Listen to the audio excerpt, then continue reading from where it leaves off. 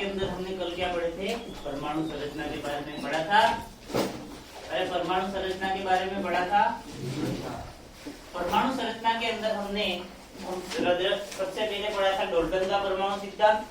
Dalton का परमाणु सिद्धांत क्या कहता था कि समस्त कण जो होते हैं वो परमाणु से मिलकर बने होते हैं। फिर उन्होंने कहा था कि परमाणु एक अविभाज्य कण है। फिर कहा था एक ही तत्व के समस्त परमाणु आकार, द्रव्यमान और रासायनिक गुणधर्म में कैसे होते हैं? समान होते हैं।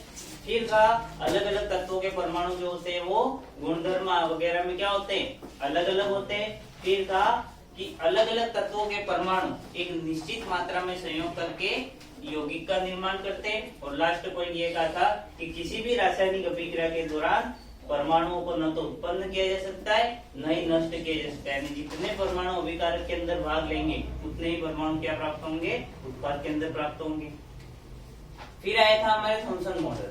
थॉमसन मॉडल के अंदर हमने देखा था कि परमाणु एक धनावेशित ठोस गोला होता है जिसमें ऋणावेशित कण इलेक्ट्रॉन धसे रहते। परमाणु के कुल धनावेश और ऋणावेश का मान बराबर होता है, अतः परमाणु विद्युत का क्या होता है? 10। यही दो मॉडल पढ़े थे। फिर हमने तीसरे मॉडल की बात की थी, वो तो कौन सा था? Rutherford model. कौन सा था? रदरफोर्ड मॉडल के अंदर हमने देखा था सोने की पन्नी वाला प्रयोग देखा था। इन्होंने क्या किया था? एक सोने की पन्नी ली थी। उस सोने की पन्नी पे इन्होंने क्या किया था? चारों ओर एक पर्दा लगा दिया था। पर्दे में अंदर की ओर किसका लेप कर दिया था? जिंक सल्फाइड का लेप कर दिया था। जिंक सल्फाइड का लेप करने के बाद इन्होंने क्या किया था? इस सोने की पन्नी पर एक स्रोत की सहायता से अल्फा कणों की बौछार की थी। अल्फा कणों की बौछार। इसके बाद इन्होंने प्रेक्षण क्या देखे कि अधिकांश अल्फा कण जो थे वो तो सीधे के सीधे ही निकल गए थे। कुछ अल्फा कण जो थे वो थीटा कोण से विक्षेपित हुए थे और लगभग 20,000 में से एक अल्फा कण जो था वो टकरा करके पुनः लौट आया था। यही पढ़ा था हमने, यही तक पढ़ा था। इसके आगे एक और पॉइंट पढ़ा था, वो क्या पढ़ा था हमने? क्या पढ़ा था? तो निष्कर्ष हमारे क्या निकल करके आए थे कि परमाणु का अधिकांश भाग कैसा होता है? खोखला होता है। परमाणु का अधिकांश भाग कैसा होता है? खोखला होता है। फिर दूसरा निष्कर्ष क्या निकला था कि जो अल्फा कण होते हैं उनके द्वारा एक तीव्र या अत्यंत प्रतिकर्षण बल का अनुभव किया जा रहा है। यानी कि ये जो अल्फा कण है उन पर कोई ना कोई एक भारी बल का क्या लग रहा है? प्रतिकर्षण बल लग रहा है। फिर फोर्थ क्या निकला था पॉइंट हमारे? थर्ड पॉइंट क्या निकला था कि परमाणु का समस्त धनावेश होता है या द्रव्यमान होता है वो एक अत्यंत ही छोटे केंद्र में निहित होता है और जिसका आकार परमाणु की तुलना में अत्यंत छोटा होता है। यानी कि अगर हम परमाणु की त्रिज्या कितनी माने? 10⁻⁻10 मीटर, तो फिर ये नाभिक की त्रिज्या कितनी होगी? 10⁻⁻15 मीटर। यही तक पढ़ा था हमने। यानी कि अगर हम नाभिक को एक फुटबॉल माने तो फिर परमाणु क्या होगा? पूरा का पूरा फुटबॉल का मैदान। इस तरह से इन्होंने तुलना की थी। और ये जो प्रेक्षण इनको प्राप्त हुए थे उसकी तुलना और किस चीज से की थी इन्होंने? फिल्टर ये टिश्यू पेपर के टुकड़े से। यानी कि टिश्यू पेपर के टुकड़े पर यदि 14 इंच तोप का गोला चलाया जाए तो गोला जो है वो टकरा करके पुनः वापस आ जाए। इतने प्रबल किसकी क्षमता बताई थी इन्होंने? नाभिक। किसकी बताई थी? यही पढ़ा था।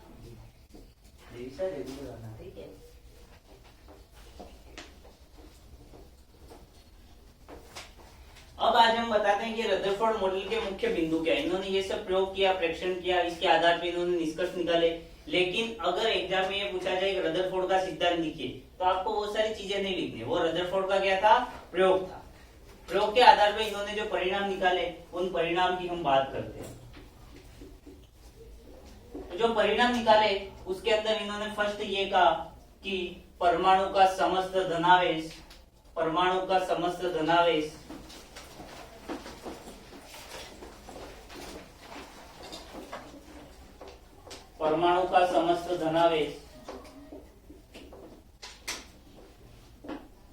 उसके केंद्र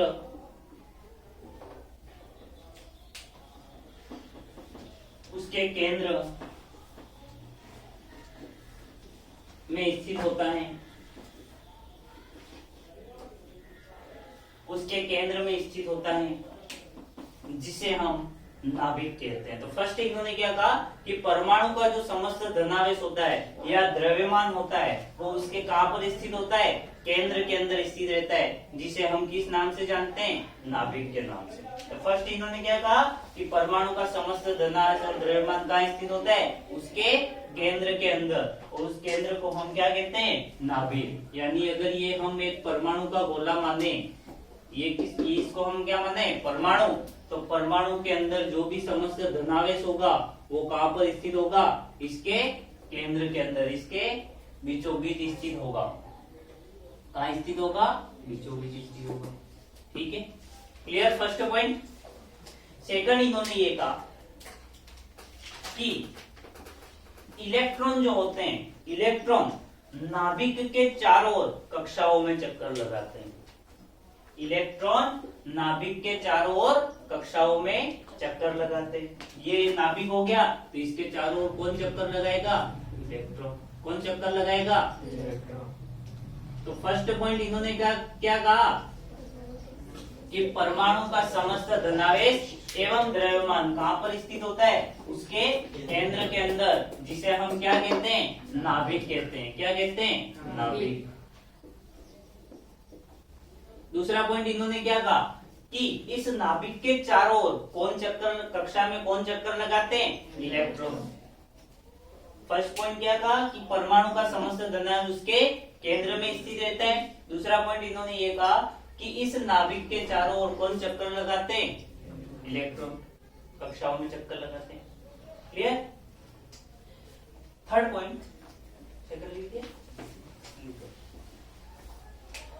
इलेक्ट्रॉन नाभिक के चारों ओर, इलेक्ट्रॉन नाभिक के चारों ओर कक्षाओं में चक्कर लगाते हैं, कक्षाओं में चक्कर लगाते हैं। थर्ड पॉइंट, इन्होंने अपने मॉडल की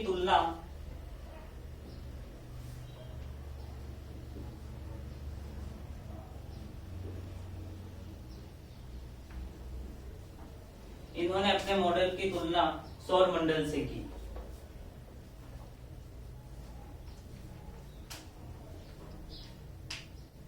इन्होंने अपने मॉडल की तुलना सौर मंडल से की।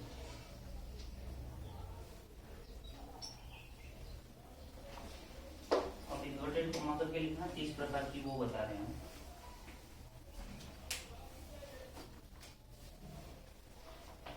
जिस प्रकार सूर्य के चारों ओर, जिस प्रकार सूर्य के चारों ओर ग्रह चक्कर लगाते हैं, जिस प्रकार सूर्य के चारों ओर ग्रह चक्कर लगाते हैं, ठीक उसी तरह, ठीक उसी प्रकार नाभिक के चारों ओर इलेक्ट्रॉन चक्कर लगाते हैं। नाभिक के चारों ओर इलेक्ट्रॉन चक्कर लगाते हैं। नाभिक के चारों ओर इलेक्ट्रॉन चक्कर लगाते हैं। अतः इस मॉडल को सौर मॉडल भी कहा जाता है। अतः इस मॉडल को सौर मॉडल भी कहा जाता है। तो परमाणु का सौर मॉडल किसने दिया था? परमाणु का सौर मॉडल किसने दिया था? रदरफोर्ड ने। किसने दिया था? किसने दिया था? रदरफोर्ड ने। सौर मॉडल क्यों कहा? क्योंकि इन्होंने ठीक उसी प्रकार बताया। अब ये जो नाभिक है उसको इन्होंने क्या मान लिया? सूर्य। क्या मान लिया? सूर्य। और ये जो इलेक्ट्रॉन इसके चारों ओर चक्कर लगा रहे हैं ऑर्बिट के अंदर, इन इलेक्ट्रॉनों को इन्होंने क्या मान लिया? ग्रह मान लिया। क्लियर यहाँ तक? तो नाभिक है, उसके चारों ओर कौन चक्कर लगा रहा है? इलेक्ट्रॉन। समझ गए? नेक्स्ट, इस मॉडल की कुछ कमियां रहेगी। कमी, ये डायग्राम बना लिया।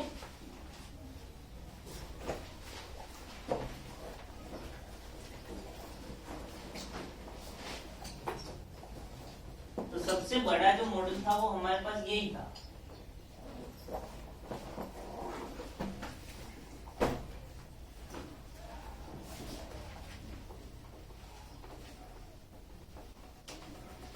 अब इस मॉडल की कमी रही, कमी ये रही, मैक्सवेल ने जो सिद्धांत दिया था तरंग सिद्धांत, उसके अनुसार कोई भी गति करता हुआ कण जो होता है वो ऊर्जा मुक्त करता है।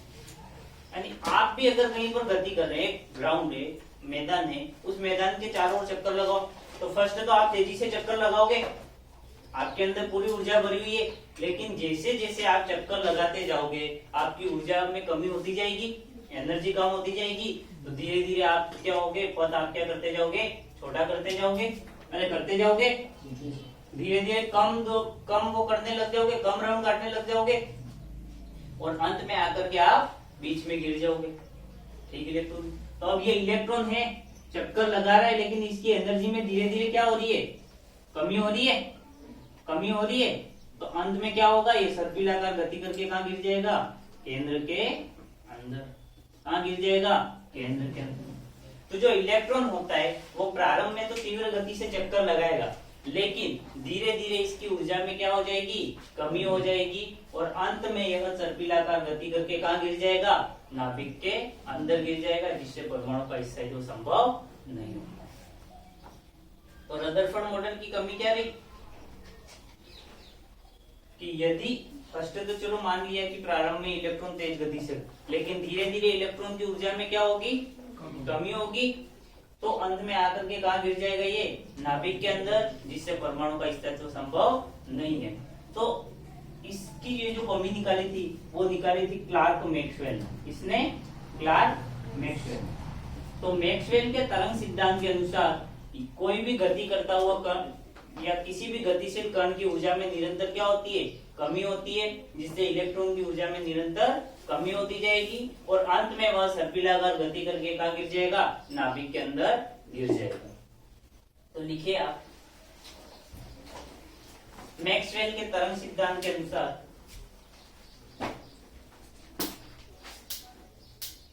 मैक्सवेल के तरंग सिद्धांत के अनुसार मैक्सवेल के तरंग सिद्धांत के अनुसार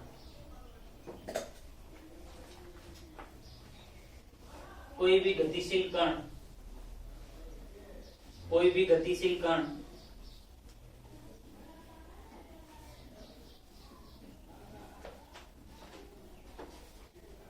तरंग के रूप में ऊर्जा को उत्सर्जित करता है, कोई भी गतिशील कण तरंग के रूप में ऊर्जा को उत्सर्जित करता है,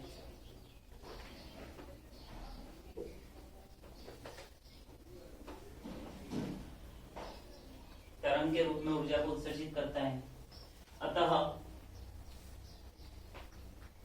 इलेक्ट्रॉन द्वारा भी ऊर्जा उत्सर्जित की जाएगी।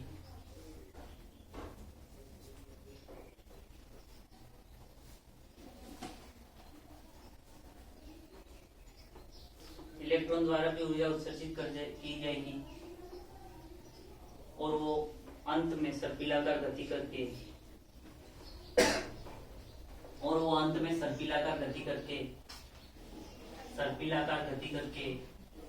नाभिक में गिर जाएगा, और वो अंत में सर्पिलाकार गति करके नाभिक में गिर जाएगा, जिससे परमाणु का स्थायित्व संभव नहीं है,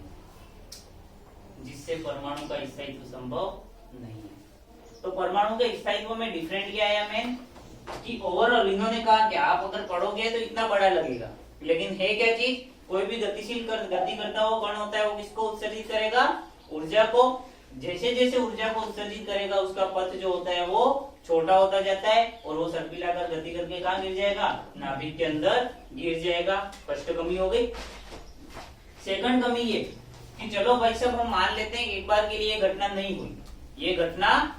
हुई, फिर भी रदरफोर्ड ने क्या कहा कि ये परमाणु है, अरे ये परमाणु है, परमाणु के केंद्र के अंदर ही सारा का सारा धनावेश है, यानी कि प्रबल धनावेश का उसके केंद्र के अंदर।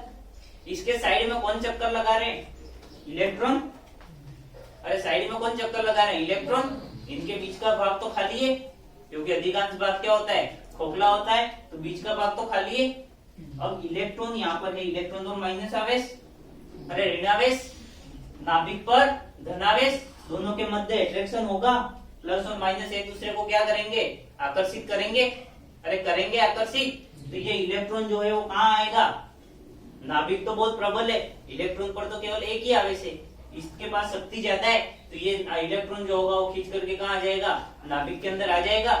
जब ये इलेक्ट्रॉन नाभिक के अंदर आ गया तो क्या परमाणु स्थायी रह पाएगा, तो ये परमाणु किस प्रकार स्थायी होगा इसके बीच में, इस बारे में भी ये जानकारी प्रदान नहीं करता है। थर्ड पॉइंट, यह स्पेक्ट्रम की व्याख्या नहीं करता, स्पेक्ट्रम की व्याख्या नहीं करता है। क्लियर? तो अगर एग्जाम में पूछा जाए रदरफोर्ड मॉडल की कमी लिखी, तो आपसे एक या दो कमी पूछी जाएगी, 3 याद कर लेना, एक एग्जाम में भूल भी गए तो कोई नुकसान नहीं होगा, आराम से आप कर सकते। स्पेक्ट्रम की व्याख्या नहीं करता। अब हमारा जो नेक्स्ट पॉइंट है, आप बताऊं,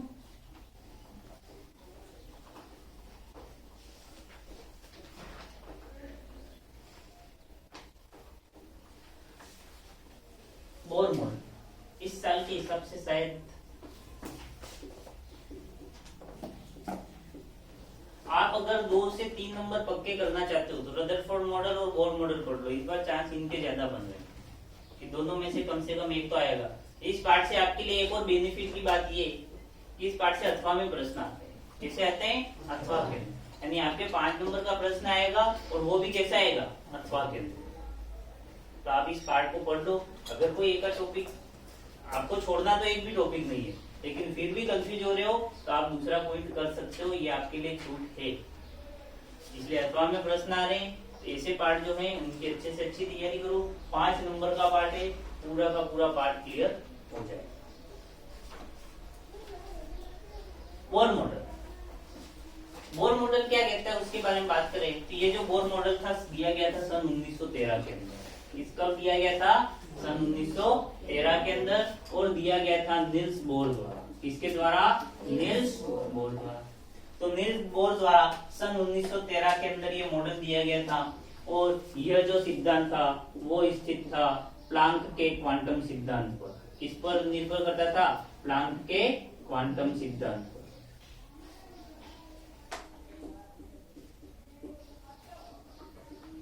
तो बोर मॉडल प्लांक के क्वांटम सिद्धांत पर आधारित था, जो कि कब दिया गया था, सन 1900। बोर मॉडल किसने दिया था, नील्स बोर ने। कब दिया था, 1913 के अंदर। यह किस पर आधारित है, तो प्लांक के क्वांटम सिद्धांत पर। आधी बातें, आधे से ज्यादा 70% बातें रदरफोर्ड वाली है इसके अंदर, लेकिन इसने रदरफोर्ड मॉडल के अंदर किसको जोड़ दिया, प्लांक के क्वांटम सिद्धांत को, और अपना नया मॉडल दे दिया और नोबेल पुरस्कार प्राप्त कर दिया। प्रयोग कुछ भी नहीं किया, केवल जितने भी सिद्धांत दिए हुए थे सबको इन्होंने मिक्स कर लिया और क्या प्राप्त कर लिया, नोबेल पुरस्कार, जो कि विज्ञान के क्षेत्र में एक बहुत बड़ा पुरस्कार होता है। और ये मॉडल जो है एक तरह से अभी तक जितने भी मॉडल आए, इसके बाद में सोमरफेल्ड मॉडल भी आता है, लेकिन उनकी तुलना में सबसे सटीक मॉडल थोड़ा बहुत जो माना जाता है वो कौन सा माना जाता है, नील्स बोर। इसमें भी बहुत सारी कमियां हैं, ये केवल हाइड्रोजन वगैरह के लिए लागू होता है, इससे ऊपर वाले तत्वों के बारे में लागू नहीं होता है। यानी आज तक अगर परमाणु सिद्धांत की बात करें लेटेस्ट कंडीशन की, तो भी आज तक परमाणु की संरचना कैसी होती है एक भी मॉडल से ही व्याख्या नहीं कर पाए। यानी आपको जितने भी मॉडल पढ़ाए जाएंगे, चाहे आप यहाँ पर पढ़ो, बीएससी करो, एमएससी करो, कुछ भी करो, आपको जितने भी मॉडल पढ़ाए जाएंगे हर एक के अंदर कुछ ना कुछ कमी रही होगी, एक भी मॉडल सक्सेसफुल नहीं है। तो तुम खोज करो, अच्छी बात है, कृष्ण ने विचार हो तो कर देना। तो प्लांक का क्वांटम सिद्धांत पे आधारित था। अब इसके मुख्य बिंदु की बात करें तो आप मुख्य बिंदु, अभिग्रहित कुछ भी पूछे एक ही चीज है तो लिखो मुख्य। फर्स्ट पॉइंट ये कहता है कि परमाणु का समस्त धनात्मक उसके केंद्र, जिसे नाभिक कहते हैं, में स्थित रहता है। जो रदरफोर्ड ने कहा सेम बात इन्होंने यही कही, तो लिख दो। कि परमाणु का समस्त धनावेश एवं द्रव्यमान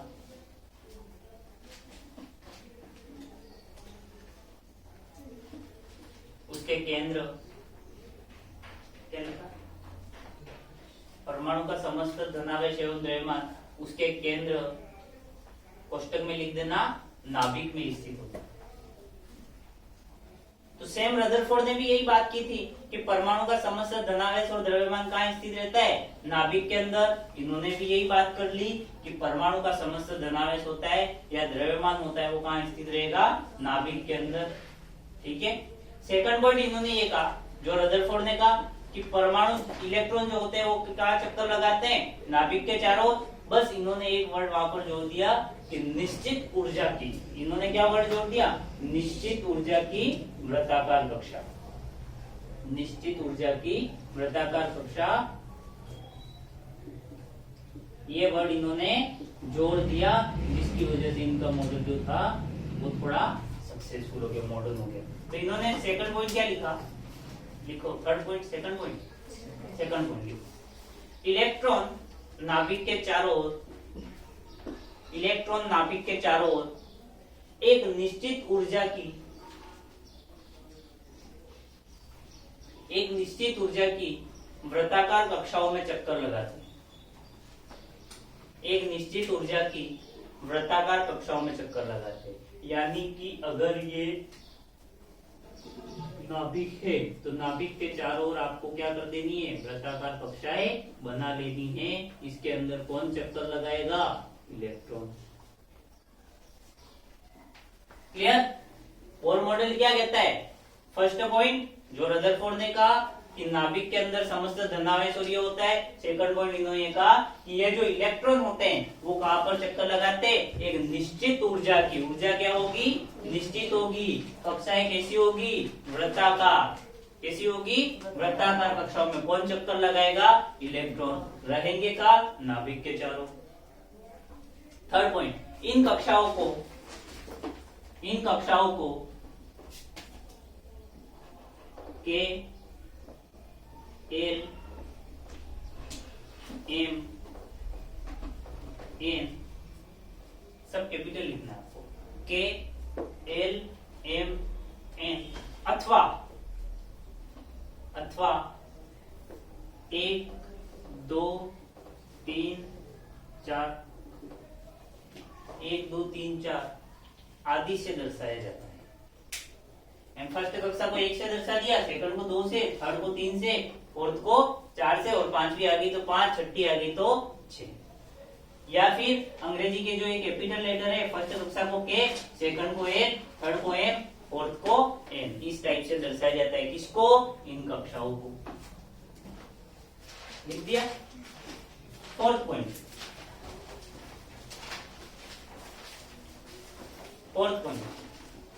इलेक्ट्रॉन केवल उन्हीं कक्षाओं में चक्कर लगाते हैं, इलेक्ट्रॉन केवल उन्हीं कक्षाओं में चक्कर लगाते हैं जिनके कोणीय संवेग का मान, जिनके कोणीय संवेग का मान h/2 लिखने आता है? अरे h/2 लिखने आता है? नीचे लिख सकता है h/2 h/2 या इसका पूर्ण गुणज होता है। h/2 या इसका पूर्ण गुणज होता है। अतः कोणीय संवेग mvr बराबर nh/2। तो इलेक्ट्रॉन केवल किन कक्षाओं में चक्कर लगाएंगे जिनके कोणीय संवेग का मान क्या होता है? h/2 या फिर इसका पूर्ण गुणज होगा। यहाँ पर जो n है वो n किसको दर्शाएगा? आपने प्राकृत संख्या, पूर्ण संख्या कुछ पढ़ी? उस पूर्ण संख्या होती है 1 2 3 4 ऐसी कोई? अरे होती है। उन्हीं को ये n जो है वो दर्शाएगा। नहीं, n की वैल्यू यहाँ पर कितनी होगी? या तो 1 रखो, या 2 रखो, या 3 रखो, या 4 रखो, 1.5 रखो, 2.5 रखो, 2.5 किया, 3.5 किया, वो नहीं चलेगा। यहाँ पर क्या होगी? पूर्ण संख्या होगी आपकी। तो MVR बराबर क्या हो जाएगा? NH/2। लिख दिया। कोणीय संवेग MVR बराबर NH/2।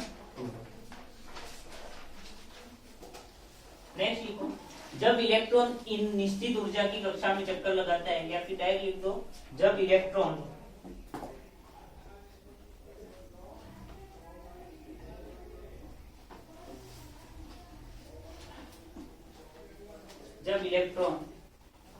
इन कक्षाओं में चक्कर लगाता है, जब इलेक्ट्रॉन इन कक्षा में चक्कर लगाता है, तो वह न तो ऊर्जा को उत्सर्जित करता है, तो वह न तो ऊर्जा को उत्सर्जित करता है, तो वह न तो ऊर्जा को उत्सर्जित करता है, न ही ऊर्जा को अवशोषित करता है। यानी जिस कक्षा के अंदर है उसी कक्षा के अंदर रहेगा सामान्य स्थिति के अंदर। यानी इलेक्ट्रॉन यहाँ पर चक्कर लगा रहा है तो यहीं पे घूमता रहेगा, इसकी ऊर्जा में किसी भी प्रकार की कमी नहीं होगी। किसने कहा? बोर्ड ने। किसने कहा? बोर्ड ने। रदरफोर्ड बस ये बात बता नहीं पाया था, इसलिए ये उसकी क्या हो गई थी? कमी हो गई थी, तो एक कमी दूर हो गई। नेक्स्ट लिखो आप,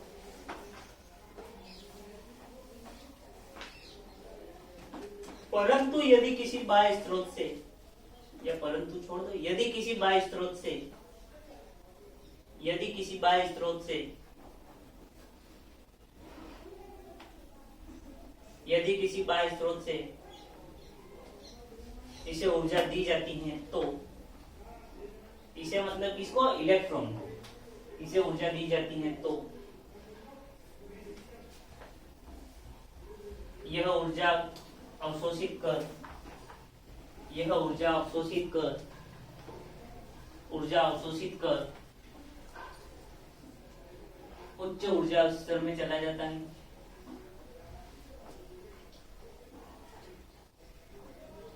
उच्च ऊर्जा स्तर में चला जाता है तथा तथा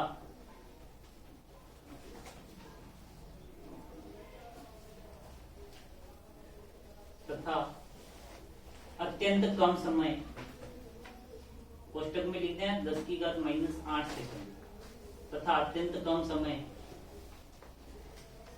तथा अत्यंत कम समय में ऊर्जा उत्सर्जित कर, अत्यंत कम समय में ऊर्जा उत्सर्जित कर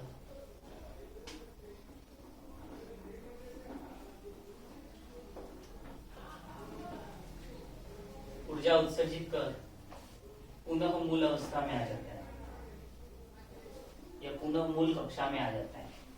यानी कि ये इलेक्ट्रॉन है। क्या है ये? इलेक्ट्रॉन यहाँ पर चक्कर लगा रहा है, 1 मिनट देख लेना इस तरह। इलेक्ट्रॉन यहाँ पर चक्कर लगा रहा है, चक्कर लगाता ही रहेगा, ना तो ऊर्जा को उत्सर्जित करेगा ना ही ऊर्जा को अवशोषित करेगा, कुछ भी नहीं करेगा।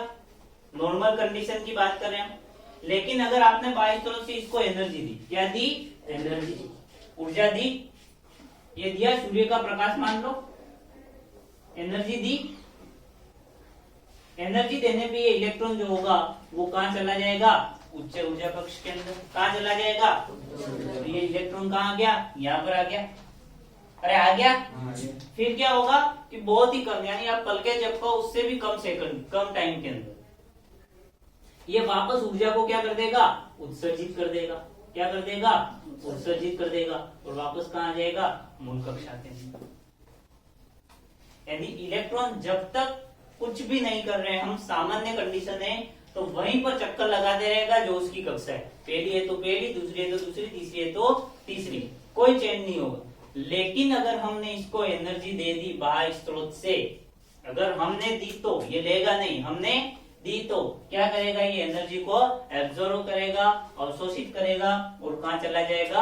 अपने से ऊंची वाली कक्षा के अंदर चला जाएगा, और अत्यंत ही कम समय में वापस ऊर्जा को क्या कर देगा?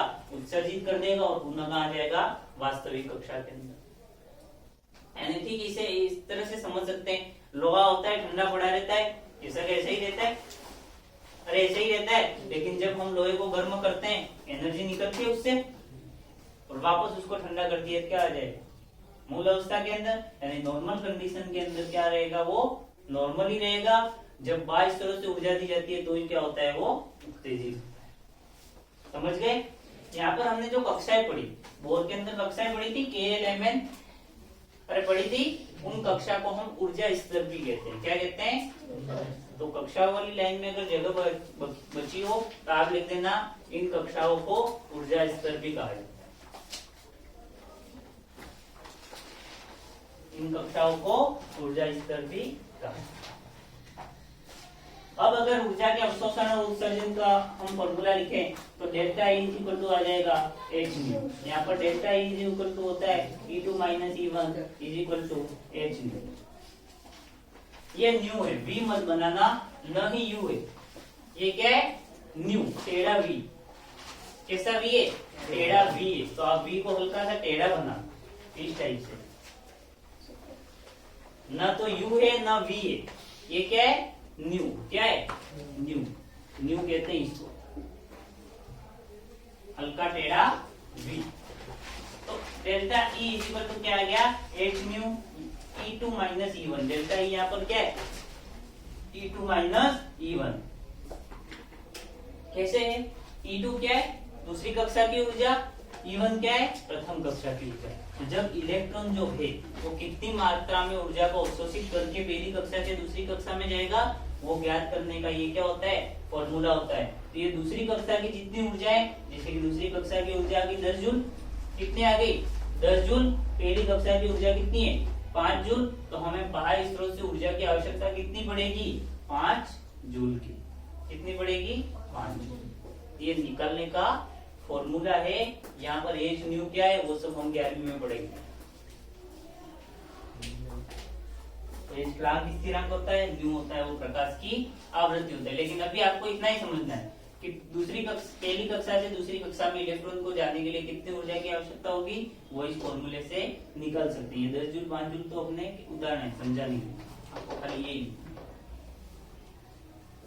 बोर मॉडल की कमियां। अब ये सिद्धांत भी बहुत अच्छा रहा, लेकिन फिर भी इसके अंदर कुछ कमियां रहेगी। वो कमी के अंदर फर्स्ट कमी जो आती है वो आप लिखिए। यह सिद्धांत केवल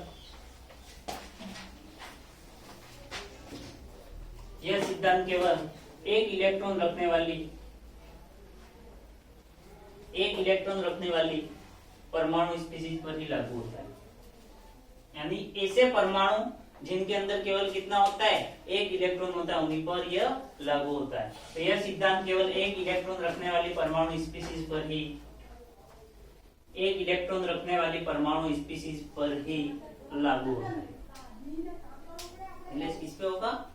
जिसके पास केवल कितना इलेक्ट्रॉन होगा? एक इलेक्ट्रॉन होगा। एक से ज्यादा इलेक्ट्रॉन है तो ये लागू नहीं हो पाएगा।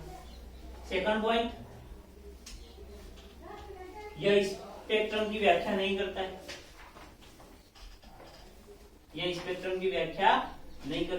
इस फर्स्ट पॉइंट में जगह हो तो आप एग्जांपल लिखना चाहते एग्जांपल लिख सकते हो। फर्स्ट हो गया हाइड्रोजन He+1 Li+2, ये एग्जांपल आप लिख सकते हो। ETC इत्यादि। H He+1 Li+2। Second point, ये स्पेक्ट्रम की व्याख्या नहीं करता है, लिख दिया। थर्ड पॉइंट, यह स्टार एवं जीमान